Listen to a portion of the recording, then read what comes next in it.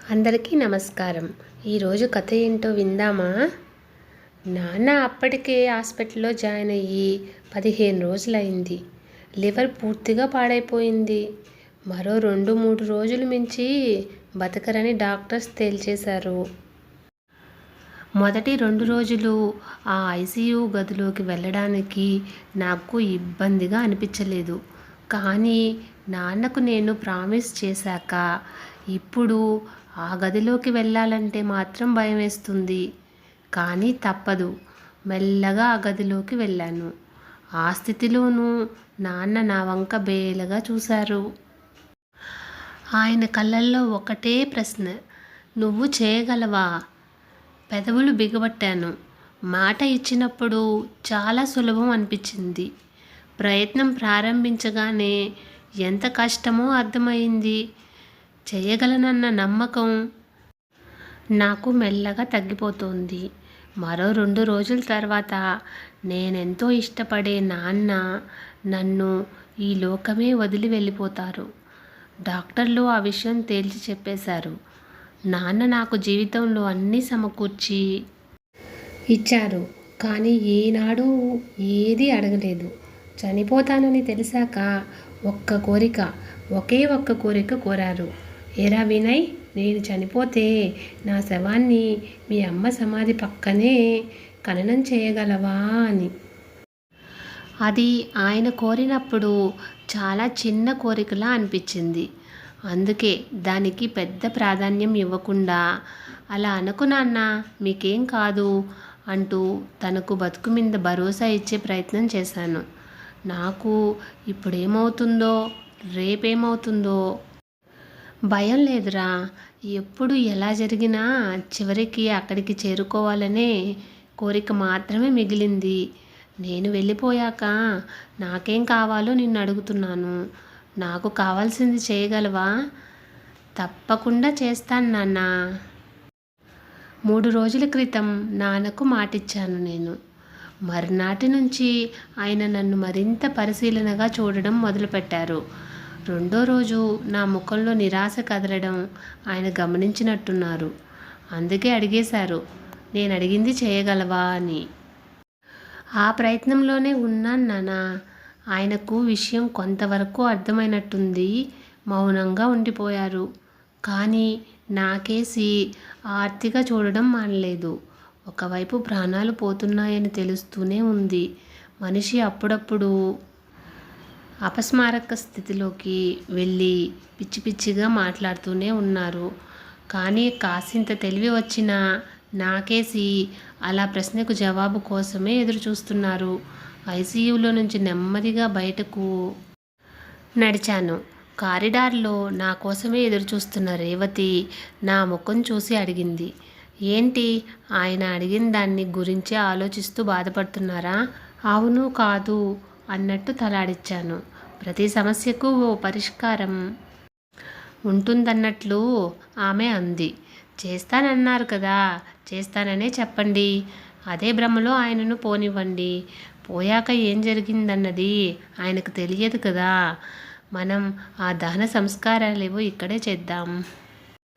నేను మా ఆవిడకేసి నిరాభావంగా చూశాను. మనుషుల్ని మోసం చేయడం అలవాటైపోయింది. చివరికి శవాలను కూడా మోసం చేయడం. నేనేం మాట్లాడకపోయేసరికి తను కాస్త ఈసడింపుగా తల పక్కకు తిప్పుకుని తన పిల్లల దగ్గరకెళ్ళి అక్కడే ఉన్న కుర్చీలో కూర్చుండిపోయింది. నిన్నటి నుంచి చేసిన నా ప్రయత్నాలను గుర్తు చేసుకుంటూ అలా నిలబడిపోయాను.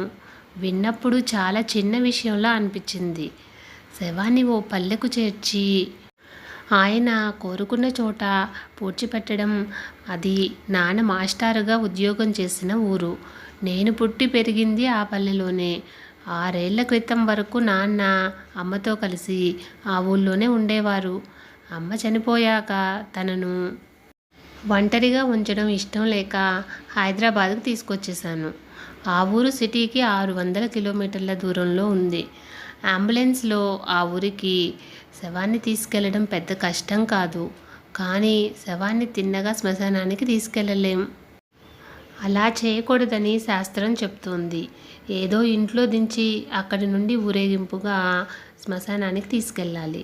ఒకప్పుడు ఆ ఊళ్ళో మాకు బంధుమిత్రులు ఎక్కువగానే ఉండేవారు. కానీ నేను హైదరాబాద్ వచ్చేసాక వాళ్ళతో రిలేషన్స్ మెయింటైన్ చేయలేకపోయాను. అందులోనూ దూరపు వరసైన పెదనాన్న, పిన్ని అంటూ వరసలు కలిపి ఆప్యాయంగా మాట్లాడుకున్న ఆ తరం వాళ్ళు వెళ్ళిపోయారు. ఇప్పుడు పొరుగింటితో కూడా సంబంధం అవసరం లేదనుకుని టీవీ, మొబైల్ ఫోన్లతో గడిపే మనుషులు ఎక్కువైపోయారు. ఇలాంటి పరిస్థితిలో శవాన్ని తమ ఇంటి నుండి సాగనంపే వాళ్ళెవరు? ఆ ఊళ్ళో నాకున్న బంధుమిత్రులను గుర్తు చేసుకున్నాను. వాళ్ళలో నాకు మొదటగా గుర్తొచ్చింది మా బాబాయి కొడుకు మోహన్. ఈ మధ్యకాలంలో వాడికి కనీసం ఫోన్ కూడా చేయలేదు. 2 ఏళ్ల క్రితం వాళ్ళ అమ్మాయి పెళ్ళికి పిలవడానికి వచ్చాడు. బాగా బిజీగా ఉండడంతో పెళ్ళికి వెళ్ళలేకపోయాను. బిజీ మనుషులతో అనుబంధాలను కాపాడుకోవడం కన్నా ఇతరత్ర బిజీలు మనిషికి ఎక్కువైపోయాయి. నేను అందుకు అతీతుణ్ణి కాను. అందుకే వాడికి ఫోన్ చేయాలంటే కాస్త ఇబ్బందిగా అనిపించింది. కానీ తప్పదు కాబట్టి చేశాను. నాన్న ఒకే ఒక ఆఖరి కోరిక చెప్పి తన మరణాంతరం అక్కడికి తీసుకొస్తానన్నాను. మీ ఇంటి నుంచి నాన్నను సాగనంపుదాం అని అడిగాను. 1 గంట ఆగి ఫోన్ చెయ్యి అన్నాడు వాడు.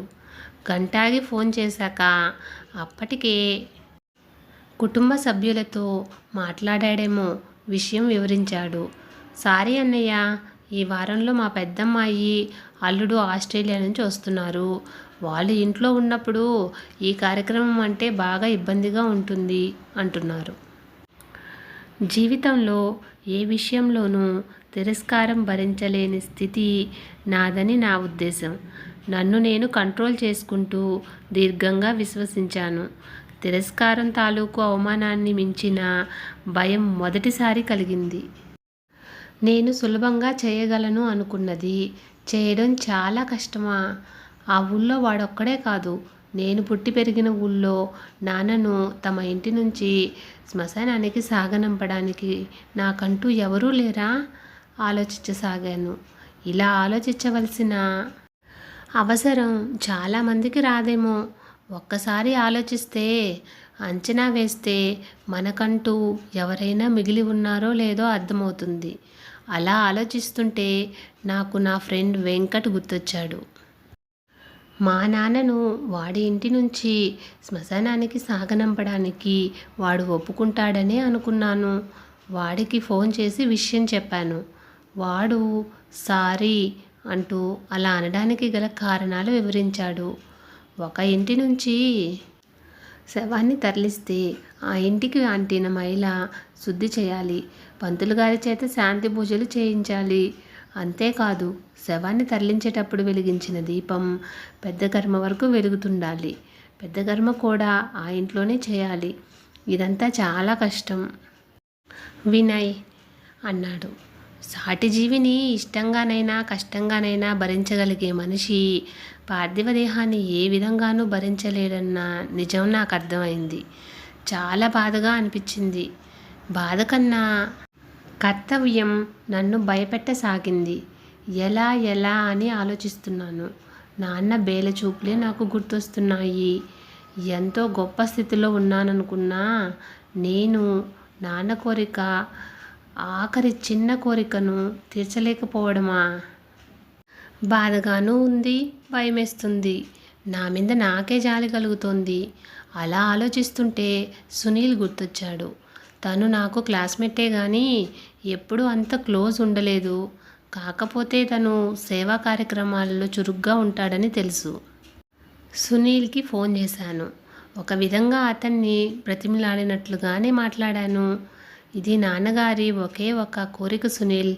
చాలా చిన్న కోరికే అనుకున్నాను, కానీ అది చాలా పెద్ద కోరిక అని, నా శక్తికి మించిందని ఇప్పుడిప్పుడే తెలిసొస్తోంది. మర్చిపోయినా పుట్టిన ఊరి మట్టిలోనే కలవడం ఎంత కష్టమో అర్థమవుతోంది. ఇందులో నాన్న తప్పేం లేదు. నేనే బలవంతంగా ఆ ఊరితో ఆయనకు సంబంధాలు తెంచేశాను. ఇల్లు అమ్మేద్దామన్నా మనం ఆ ఊరు వెళ్తామా ఏంటి అంటూ అవసరం లేకున్నా ఇంటిని అమ్మేశాను. కొత్త రిలేషన్స్ మధ్య పాత బంధుమిత్రులను పట్టించుకోవడం మానేశాను. ఇప్పుడు ఆ పల్లె జ్ఞాపకాలే తప్ప ఏ విధమైన బంధం లేకపోయింది. చివరికి నాన్నను సాంప్రదాయబద్ధంగా సాగనంపడానికి కూడా అవకాశం లేకుండా పోయింది. నా మాటకు వాడు కదిలిపోయినట్టున్నాడు. సరే, ఓ పని చేస్తాను. ఊరి ప్రెసిడెంట్ని అడిగి కాసేపు శవాన్ని పంచాయతీ ఆఫీసులో ఉంచుదాం. అక్కడి నుంచి లాంఛనాలతో అదే పాడెకట్టి ఊరేగింపుగా శ్మశానానికి తీసుకెళ్దాం. అంతకు మించి మరో మార్గం లేదు. ప్రముఖ నాయకులను పార్టీ కార్యాలయాల్లో కాసేపు ఉంచినట్టు అలా ఆయనను సాగనంపాలి. తను కోరుకున్న చోటుకు చేరబోతున్నానని ఎలా తెలిసిందో. గంట తర్వాత డాక్టర్ మా దగ్గరకు వచ్చి డెత్ కన్ఫర్మ్ చేశారు. అంబులెన్స్ పల్లెను సమీపిస్తోంది. వెనకే కారులో నా కుటుంబంతో నేను ఫాలో అవుతున్నాను. హైదరాబాద్లో ఉన్న నా సర్కిల్ నుంచి ఫోన్స్ వస్తూనే ఉన్నాయి. ఇప్పుడే విషయం తెలిసింది. ఎలా జరిగింది? సారీ, అంత దూరం రాలేకపోతున్నాను. ఇక్కడికి రాగానే ఇంటికొచ్చి కలుస్తాను అని అంటున్నారు. కమ్యూనికేషన్ పెరిగిన ఈ కాలంలో అత్యాసే. అంబులెన్స్ పంచాయతీ ఆఫీస్ సమీపించింది. అప్పటికే అక్కడ నేను ఎప్పుడు పట్టించుకోని బంధుమిత్రులు 10 మంది వరకు ఉన్నారు. వాళ్ళల్లో ఒకరిద్దరు అంబులెన్స్ దగ్గరకు వచ్చి ఫ్రీజర్ని క్రిందకి దించడానికి ప్రయత్నిస్తున్నారు. అప్పుడు ముందుకొచ్చాడు రమేష్. ఆగండి, అందరూ అతడికేసి చూశాం. మాస్టర్ని ఇక్కడ దించొద్దు. ఎందుకని అని నా గొంతు వణికింది. ఏ పార్థివ దేహమైనా ఇంటి నుంచి లాంఛనాలతో శ్మశానం చేరుకోవాలి. కేవలం అనాథ శవాలు మాత్రమే పంచాయతీ ఆఫీసుల నుంచో శ్మశానానికి చేరుకుంటాయి. నాలో భయం, బాధ, దుఃఖం, కోపం కలగలిసిన నిస్సహాయత. మా నాన్న దగ్గర చదువుకున్న వీడు చివరికి ఆయనను అనాథ శవంలా కూడా సాగనంపకుండా అడ్డుపడుతున్నాడా? నేనేదో అనబోయేంతలోనే సునీల్ వాణ్ణి అడిగాడు. అయితే ఇప్పుడేమంటావని. ఆయన నాకు చదువు చెప్పారు. తల్లి, తండ్రి, గురువు, దైవం అన్నారు. తల్లిదండ్రుల పట్ల ఎంత బాధ్యత ఉంటుందో గురువు పట్ల కూడా అంత బాధ్యత చూపించడం ధర్మం.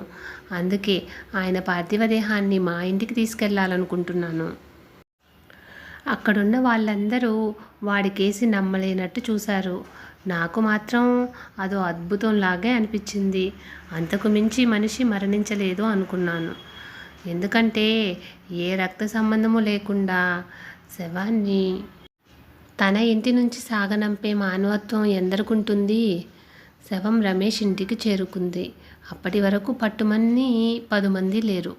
కానీ శవం శ్మశానానికి బయలుదేరగానే ఊరంతా వెనక నడిచొచ్చింది. నా స్థితి, హోదాల కారణంగా వారెవరూ రాలేదు. అది మా నాన్న చేసుకున్న పుణ్యం. ఎందుకంటే ఆయన టీచర్ కాబట్టి. ఆ ఊరిలో వేల మందికి ఆయన జ్ఞానభిక్ష పెట్టారు కాబట్టి. మనిషి బతికుండగానే ఇష్టమైన ప్రదేశాలు చూడాలని యాత్రలు చేస్తాడు. కానీ మరణం సమీపించాక తనకిష్టమైన చోటే తను ఆగిపోవాలని ఆశిస్తాడు. అయితే చాలా కొద్ది మందికే ఆ కోరిక తీరుతుంది. తనకు అత్యంత ఇష్టమైన చోటు, శాశ్వత విశ్రాంతి తీసుకునే అవకాశం లభిస్తుంది. మా నాన్న ఆ విధంగా అదృష్టవంతుడు. కర్మకాండలన్నీ పూర్తి చేసుకుని హైదరాబాద్ తిరిగొచ్చాం. ఆ రాత్రి రేవతి నా భుజం మీద తలవాల్చి గుండెల మీద చేయేసింది. ఆ చేతి స్పర్శలో మునుపెన్నడూ లేనంత ఆప్యాయత కనిపించింది. ఏమండి, నేను చనిపోతే మీరు నన్ను వదిలి వెళ్ళిపోరుగా? అత్తయ్య గారి పక్కన మామయ్య ఉన్నట్టు మీరు నా పక్కనే ఉంటారుగా? ఒక సంఘటన ఎందరికో ఉత్తేజాన్నిస్తుంది. నాన్న శవాన్ని అమ్మ దగ్గరకు చేర్చనవసరం లేదన్న ఆమె మరణించాక కూడా నాతో కలిసి గడపాలనుకుంటోంది. నేను తన చుట్టూ చేతులేసి అలాగే అన్నాను. ఆ రాత్రి నాకు కల వచ్చింది. అమ్మ నిద్రలేచింది. పక్కనే పడుకుని ఉన్న నాన్నను నిద్రలేపుతోంది. ఏమండి ఏమండి అని. నాన్నకు మెలకువ వచ్చింది. సారీ జానకి, శాశ్వత నిద్ర కదా, త్వరగా మెలకువ రాలేదు. పర్వాలేదండి, ఏదో పక్కనే ఉన్నారు కనుక మిమ్మల్ని పిలవగలిగాను. అదే ఎక్కడో దూరంగా ఉంటే ఏం చేసేదాన్ని? ఏదో మన పుణ్యం కొద్దీ ఇద్దరం ఒకే చోట ఉండే అదృష్టం దక్కింది. మన ఇద్దరం కలిసే ఇకపై మన పిల్లల్ని దీవించొచ్చు నాన్న ఆనందంగా అన్నాడు. వాళ్ళిద్దరూ పక్కపక్కనే కూర్చుని మాట్లాడుకోసాగారు. నాకు మెలకువ వచ్చింది. మనసంతా ఏదో తెలియని ఆనందం. 60 ఏళ్ళు కలిసి జీవించి 6 ఏళ్లుగా దూరమైన తనువులు ఒకచోట మట్టిలో కలిసిపోవడం బిడ్డలు తలుచుకుంటే సాధ్యమేనేమో. ఫ్రెండ్స్, నేను ఒక్క మాట చెప్పనా? నా దగ్గర ఆస్తి ఉంది, డబ్బు ఉంది, నాకు మనుషులతో ఎవరితో అవసరం లేదు అని ఎప్పుడూ అనుకోకూడదు. మన జీవిత ప్రయాణంలో మనకి ప్రతి ఒక్క మనిషితో అవసరం ఉంటుంది. పుట్టిన ఊరిని మర్చిపోకూడదు, వాటి మూలాలను అస్సలు మర్చిపోకూడదు. ఫ్రెండ్స్, ఇలాంటి మరిన్ని వీడియోస్ కోసం సన్ పాజిటివ్ థాట్స్ ఛానల్ను సబ్స్క్రైబ్ చేసుకొని సపోర్ట్ చేయండి. వీడియో నచ్చితే లైక్ చేసి షేర్ చేయండి.